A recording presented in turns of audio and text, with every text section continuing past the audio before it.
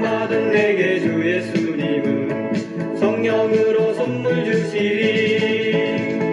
오 할렐루야, 오 할렐루야, 성령 세례 주신다. 오 할렐루야, 오 할렐루야, 성령 충만 받으라. 너희가 믿을 때에 주의 성령을 받았느냐.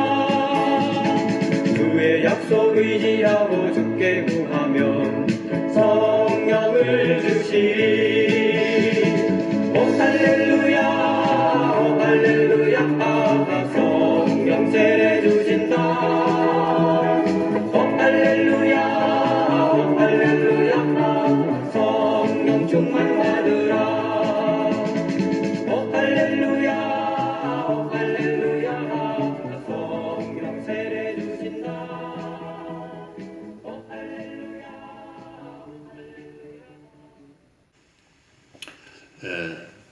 이제 뭐 성탄절도 지나가고 이제 새해도 며칠 남지 않았는데 어쨌든 사랑하는 성도 여러분, 아마 우리가 지금 살아가는 형편은 뭐 세계 모든 자들이 똑같습니다.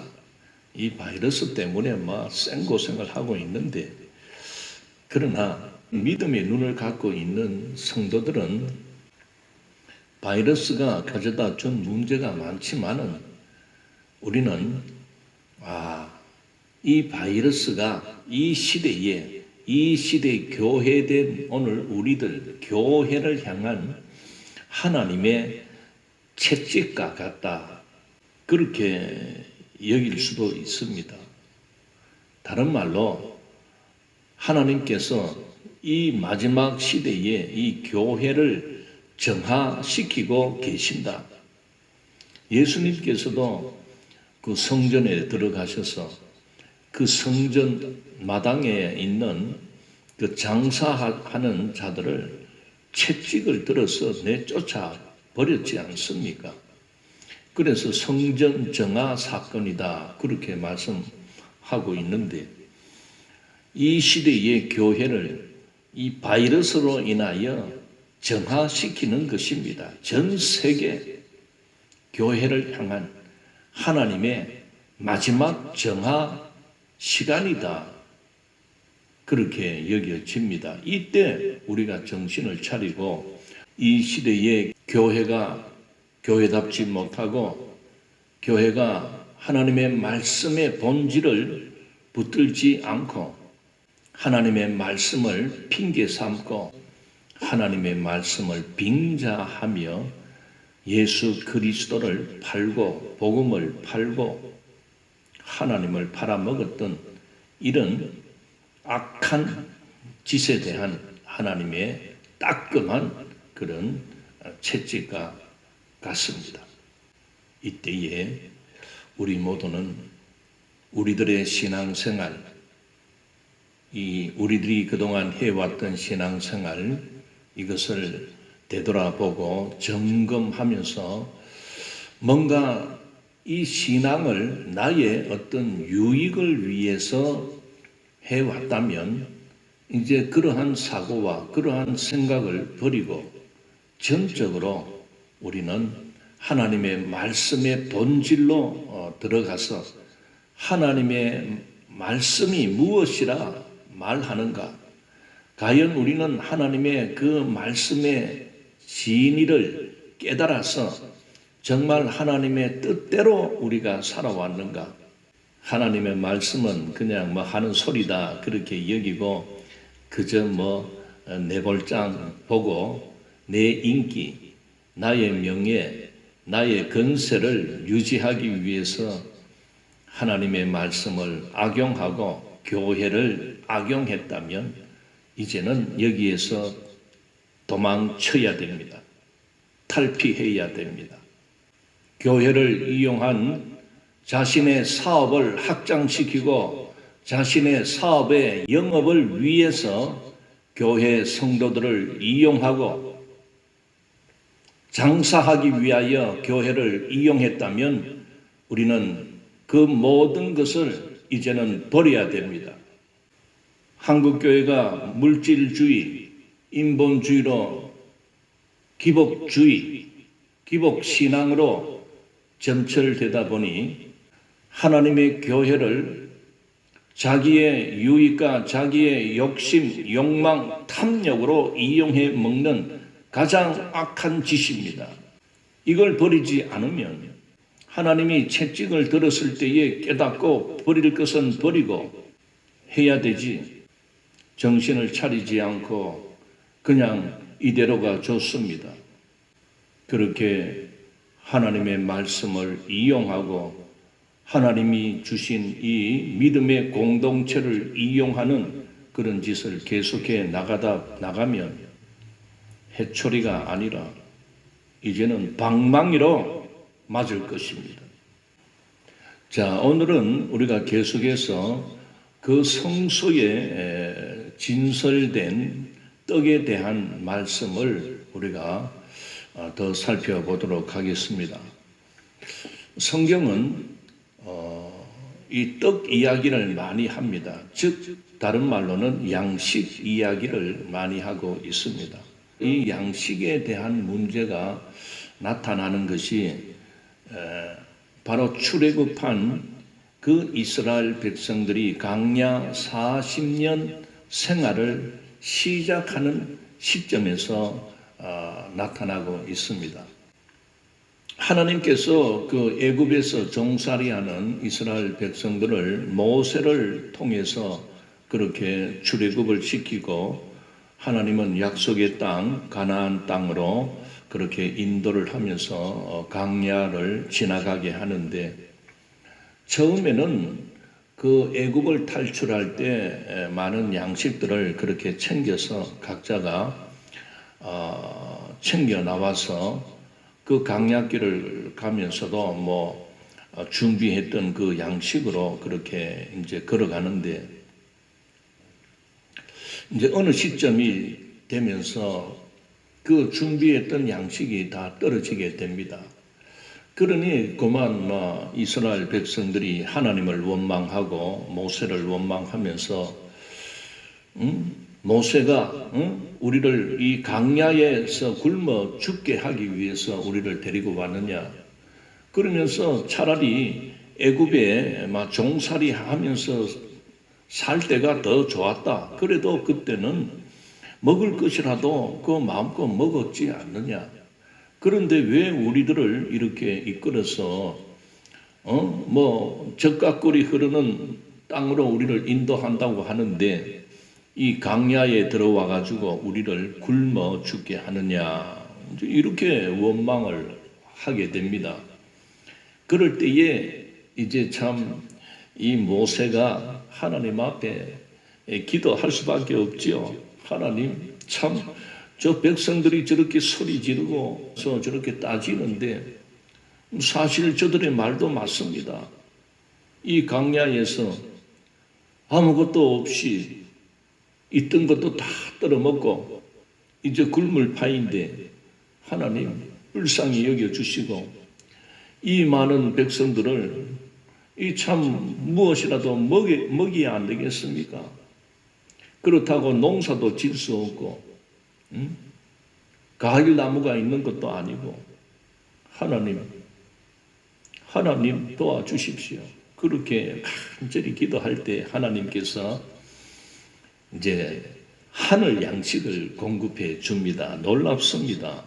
하늘 양식 만나를 내려주십니다. 이름이 만나. 이 만나의 뜻은 이것이 무엇이냐, 그런 뜻입니다.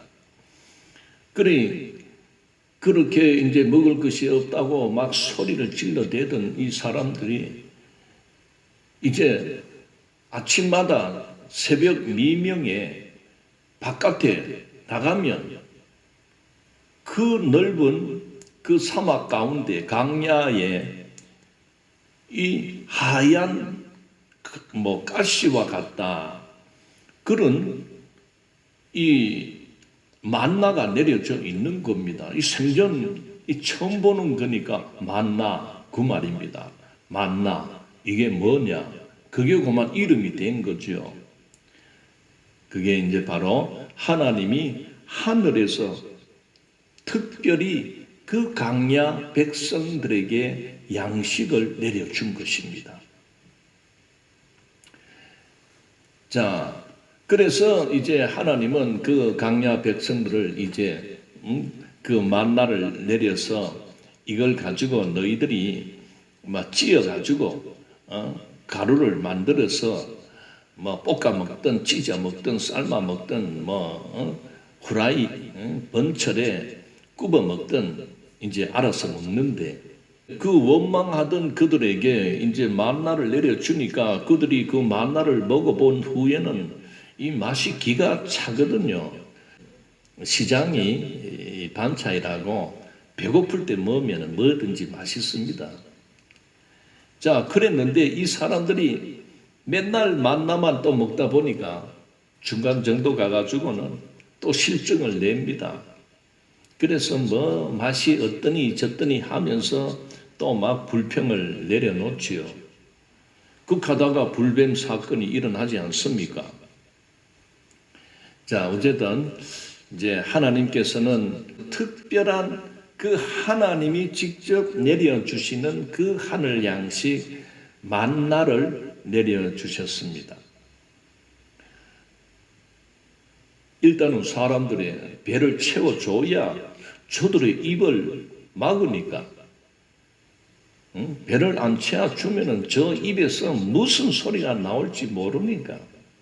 여러분, 사람의 성격이나 성품을 알아보는 방법 중에 제일 적나라하게 드러나는 때가 언제인 줄 압니까? 배고플 때입니다. 먹을 것을 안 주면 한 3일 굶겨나 보면 그 사람의 인성이 적나라하게 드러납니다. 뭐 어쩔 수 없습니다. 사람은 먹어야 사니까. 배고플 때는 아무 장사도 없습니다. 이제 그렇다면 이 하나님께서 내려주신 이 만나, 이 양식은 과연 우리 사람들의 배를 채워주는 육의 양식만이 아니라 하나님이 내려주신 이 만나는 바로 우리 영혼의 양식을 가르쳐주는 것입니다. 이 사람은 몸과 영혼으로 나눠지기 때문에 몸을 위해서 우리는 날마다 삼시세끼 양식을 우리는 먹어야 됩니다. 그렇다면 이 성경에서 왜 이런 양식 이야기를 하냐면은 바로 이 육의 양식을 통해서 사람마다 있는 영혼의 양식이 바로 무엇입니까? 먼저 혼의 양식이 있습니다. 혼. 그래서 이 혼의 양식은 교육을 통한 배움, 지식을 습득하는 것입니다. 사람은 이렇게 먹는 걸로 배만 부른다고 사람의 삶이 만족스럽고 행복하지 않습니다. 나는 배만 부르면 제일 좋다, 행복하다. 그러면 그 사람은 사람이기보다는 짐승에 가깝습니다. 짐승들은 배만 부르면 좋습니다. 웃잖아요. 돼지도 보면은요, 배가 부르고 가면은 웃습니다. 지식. 그래서 학교 교육이나 또는 이 학원 교육, 기술, 이런 것은 바로 사람에게 있는 혼적인 양식이 됩니다. 그렇다면 사람에게 가장 중요한 영적 부분이 있습니다. 원래 하나님께서 태초에 그 흙으로 지으시고 그 코에 하나님의 숨을 불어 넣었다고 했습니다. 그래서 사람은 살아있는 생명이 되었다고 했습니다. 이 하나님으로부터 온 이 영은 바로 하나님과 우리 사람 사이에 교통하고 소통할 수 있도록 하나님이 우리에게 하나님의 영을 부여해 주신 것입니다. 그래서 원래 인간은 하나님과 소통하며 하나님과 늘 교통하며 살아가는 존재라는 것입니다. 에덴 동산에 살고 있던 첫사람 아담 하와에게 바로 죄가 찾아왔던 것입니다. 바로 마귀가 그 첫사람을 유혹하게 된 것입니다. 그래서 사람들이 그만 하나님이 명령하신 그 하나님의 명령을 거역하고 하나님께서 먹지 말라 한 그 금단의 열매, 선악과 열매를 유혹에 의하여 범해버렸습니다. 이것이 바로 사람이 죄를 짓고 이 사건이 바로 하나님의 영을 받아 하나님과 함께 살아가는 인간에게 하나님과의 교통과 소통을 단절시키게 되는 죄가 들어온 것입니다. 이 죄로 말미암아 하나님과 사람 사이에는 이제 교통이 아니라 그 교통이 불통이 되어 버리게 되었습니다. 바로 그 영의 자리에 사단 마귀 악한 영이 자리 잡기 시작했습니다. 인류는 타락의 역사를 써내려 왔습니다. 그래서 하나님은 죄로 말미암아 심판 아래 놓여 있는 그런 인생이라도 하나님은 긍휼하심과 하나님이 불쌍히 여겨 주심으로 인해서 우리에게 양식 이야기를 해 주시는 겁니다. 자, 하나님께서 왜 성소에 떡을 만들어 두게 하셨는가? 그걸 통해서 하나님이 우리에게 원하시는 것은 무엇입니까? 하나님의 말씀을 잘 들으면 내가 너희들을 배부르게 하겠다. 육의 양식을 위해서 이 성소 안에 떡을 만들어 두라고 하신 것이 아니라 바로 너희들은 다 죄로 말미암아 죽을 수밖에 없고 심판 아래 놓여 있다. 그러나 내가 너희들을 불쌍히 여겨 영원한 양식을 너희들에게 줄 것이다. 출애굽기 광야 시대 때 하늘에서 만나가 내렸지만은 그 만나는 그저 허기진 그 배를 채우는 육의 양식으로 내려 주었지만은 하나님의 뜻은 영원한 양식을 보내겠다는 것을 나타내고 상징하는 것입니다. 바로 예수님이 오시지 않습니까? 바로 예수님이 태어나신 그 동네가 베들레헴 아닙니까? 떡집이다. 하나님은 이 예수님을 인류를 향하여 영생의 떡으로 보내주시면서 그 베들레헴에 태어나게 했던 것입니다. 그래서 예수님은 자신을 나는 생명의 떡이니라. 자, 요한복음 6장 32절부터 한번 읽어 가겠습니다. 예수께서 이르시되 내가 진실로 진실로 너희에게 이르노니 모세가 너희에게 하늘로부터 떡을 준 것이 아니라 내 아버지께서 너희에게 하늘로부터 참떡을 주시나니 하나님의 떡은 하늘에서 내려 세상에 생명을 주는 것이니라. 그들이 이르되 주여 이 떡을 항상 우리에게 주소서. 예수께서 이르시되 나는 생명의 떡이니 내게 오는 자는 결코 줄이지 아니할 터이요 나를 믿는 자는 영원히 목마르지 아니하리라.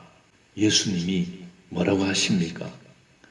나는 생명의 떡이다. 이스라엘 백성이 출애굽하며 광야에서 배고플 때 하늘에서 내려진 만나를 먹고 그리고 성서 안에 진설된 그 떡, 이것이 바로 요한복음 6장에서 나는 생명의 떡이다 라고 예수님은 자신을 나타내시기 전에 이미 하나님은 그 광야 백성들에게 하늘 양식 만나를 내려주셨습니다.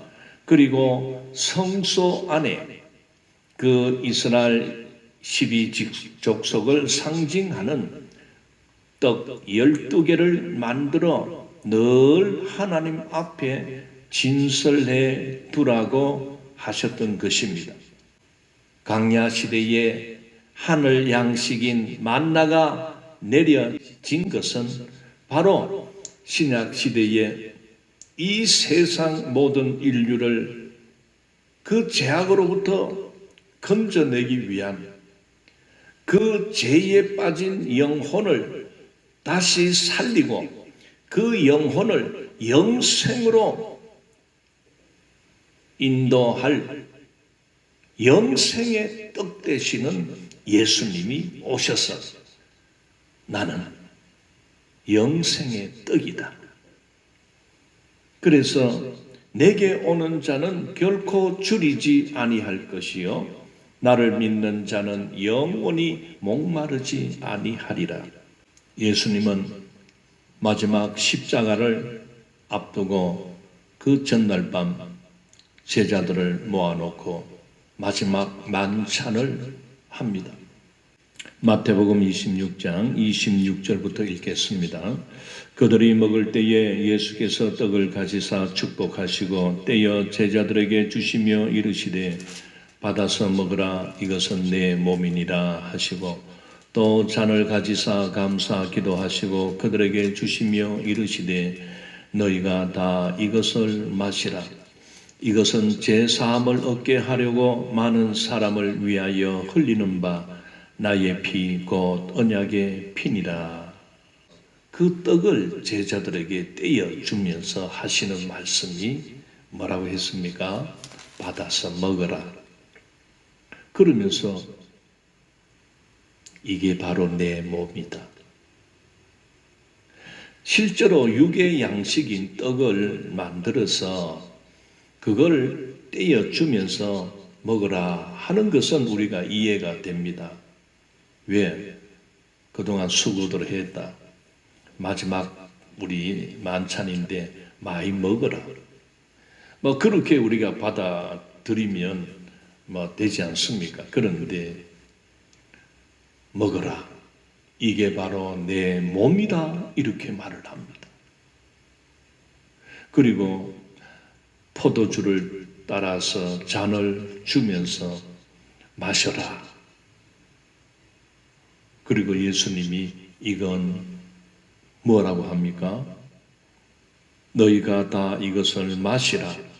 이것은 제 사함을 얻게 하려고 많은 사람을 위하여 흘리는 바 나의 피 곧 언약의 피니라. 떡을 나눠주면서 이거는 내 몸이다. 그리고 잔을 나누어 주면서 다 마셔야 된다. 이것은 많은 사람을 위하여 흘리는 나의 피다. 언약의 피다라고 말을 합니다. 그 다음 날 예수님은 십자가의 그 형벌을 바라보고 하신 말씀입니다. 십자가에 달려 죽을 것을 바라보고 내다보고 하신 말씀입니다. 실제로 그 다음 새벽에 예수님은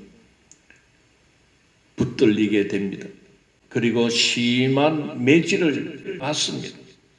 피가 터지고 살점이 터지는 그런 고통을 당하며 결국은 십자가에 손발이 못이 박혀 매달리게 됩니다. 거기에다가 로마 군인들이 창으로 찔러 피가 쏟아져 예수님은 그 십자가에서 운명하게 됩니다.